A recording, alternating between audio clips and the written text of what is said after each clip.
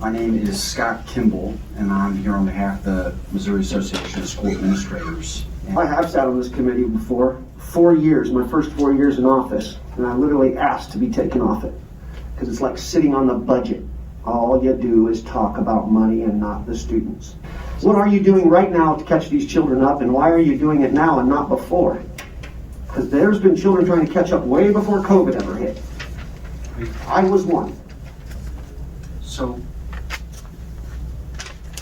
You talked about the money. Yeah, I'll kind of set you back in place where you were. You talked about the money, how we're going to take $50 million, which is going to turn into $500 million eventually, and you talked about the money, okay?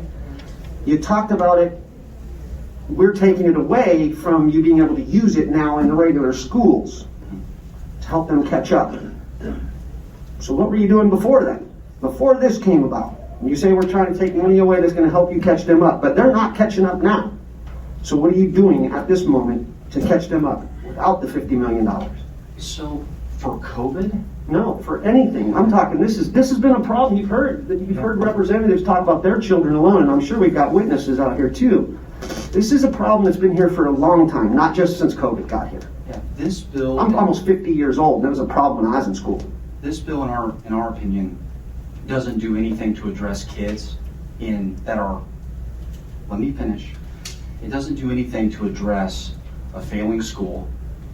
It doesn't do anything to address system-wide issues that may be involved in public education. What this does is it allows potentially 7,000 to 8,000 kids to leave the school and to attend a private school or a charter school. 7,000 to 8,000 kids that needed help are going to get it. I'd like to see the education start talking more about children and not the dollar signs and helping them. But thank you for your time, sir. I'm going to I have to address that. You may. You're more than welcome to. We are Everything I talking said. about all kids. I want to help every single kid. That's what my testimony was about. I want to make sure that this money goes to after-school tutoring, and we want to direct it to the bottom 5% of schools. Do you not have the money for it? Well, apparently we have an extra $50 million in this program that could be put towards. Apparently we're trying to find it and ask for it. Apparently you guys already have billions of dollars you're not using correctly.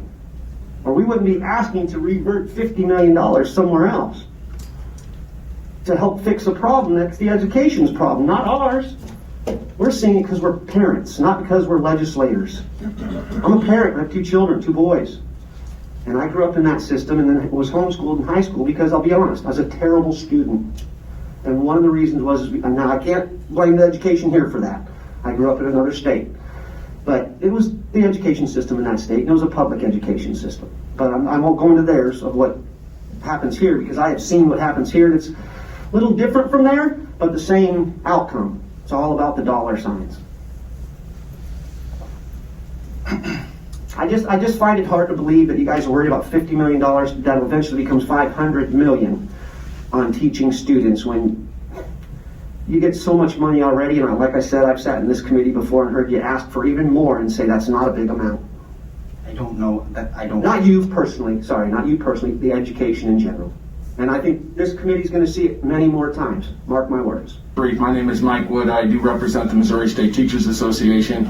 We talked about accountability and things like that. And basically that's what we're trying to do with these. So I'm just curious to know, accountability, I'm seeing it here today, what we're talking about is students falling through cracks.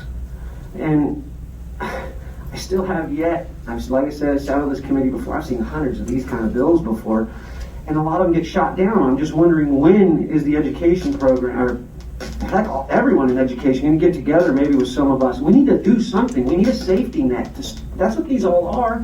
We're all just trying to come up with safety nets to help catch those kids falling through the cracks. I mean, we heard testimony of someone that, tried to stay in the system and work through it and then finally found they couldn't. I have a representative who's a friend of mine, lives right next to my district. And I heard him talk, and he's been talking about this for years. And he's finally now having to do it on his own, too. Those are the cases we're talking about. That's probably where I should have focused a little bit more on the last guy that I had in front of me. But what are we doing about the safety net? You know there's kids falling through cracks. You've seen them in here. So what are we doing? Where can we help? I work in public schools the same way. I mean, the pat answer is identify them, provide them support systems in order to do that. I don't know that you're ever going to have a system in place like that where 100% of your people are going to come back and say, yeah, they met 100% of my needs. And I agree with you. I taught public school. I saw what comes in our doors. Representative Pollitt said, I was one of those students. It's extremely difficult. We make a difference in more than we don't. I really believe that public schools make a huge difference in more of those kids. Is there a silver bullet? I don't know. I mean, I guess that's kind of what we're all reaching for. I don't disagree with you. Yeah, okay.